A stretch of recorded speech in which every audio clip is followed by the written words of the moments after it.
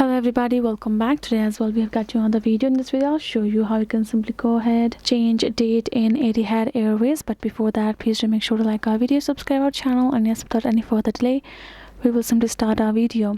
For the matter, first of all, you gotta access the Etihad Airways official website on your browser. Once you have done so, you're gonna land on the official website, right?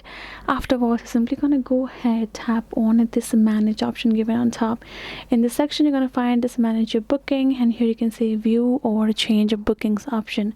Simply tap on it, and here in this section, the very first thing you gotta make sure of is simply tap on this first modification guide, so you can see what actually you can change or what you can't and what are the requirements you have to meet to do so. The very first thing is change or cancel your flight online, and since we would like to see whether we can change, right, and here you can see what changes can I make. So tickets type, change flight details, buy excess packages, pay for seat, upgrade with miles, etc.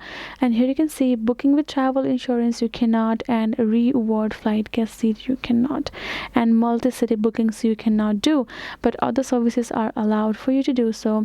If you would like to change your date, simply gonna go on top and then simply tap on this etihad.com and manage this in the highlighted blue text. Here in this section it will simply ask you to enter your booking reference or ticket number that you have within your ticket. Go ahead, enter that number. Now you're going to enter your last name and tap on this find my booking. Afterwards you will be able to see the booking details of yours, and if you can it matches within the changes, you can tap on this change option and simply change the booking date if it allows for you. You might have to pay some extra fees for that as well. So before that, simply go ahead, check out the modification guide and change it just right like that, just right over here. So that is it for this video, guys. Hope this video was helpful to you all. Thank you so much for watching, and yes, I'll see you guys in our next video.